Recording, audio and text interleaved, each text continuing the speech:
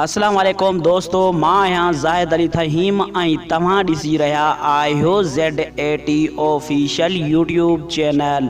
दोस्तों उम्मीद आहे तव्हां दोस्त सभु ठीकु हूंदा ऐं ख़ैरियत सां हूंदा।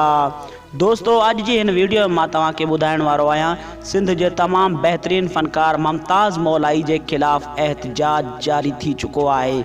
दोस्तों उहो कहिड़ी ॻाल्हि जे करे एहतजाज थियो आहे इहो मां तव्हांखे अॼु जी हिन वीडियो में ॿुधाइण वारो आहियां। दोस्तों वीडियो शुरू करण खां पहिरियां तव्हां दोस्तनि खे हिकु नंढड़ी गुज़ारिश आहे, जे अगर तव्हां अञा ताईं मुंहिंजी वीडियो खे लाइक न कयो त मुंहिंजी वीडियो खे लाइक कयो, कॉमेंट कयो ऐं चैनल खे सब्सक्राइब कयो।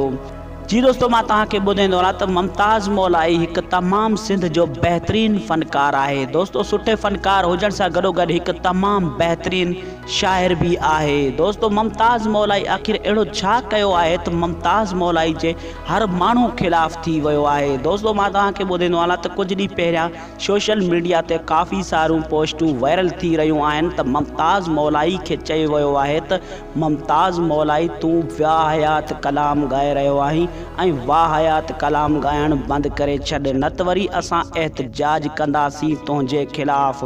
दोस्तों आख़िर मुमताज़ मौलाई कहिड़ो कलाम ॻायो आहे? वाह हयात जो हर माण्हू चई रहियो आहे त मुमताज़ मौलाई तूं वाह हयात कलाम ॻाए रहियो आहीं ऐं वाह हयात शाइरीअ खे ॻाए रहियो आहीं।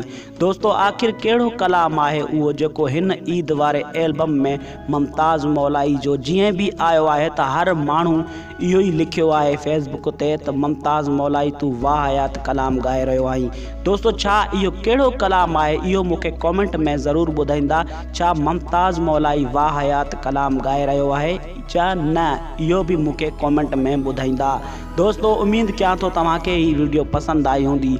जे अगरि तव्हांखे हीअ वीडियो पसंदि आई आहे त मुंहिंजी वीडियो खे लाइक कंदा, कॉमेंट कंदा ऐं चैनल खे सब्सक्राइब कंदा। महिरबानी दोस्तों, अल्लाह पाक तव्हांखे ख़ुशि रखे, सलामत रखे।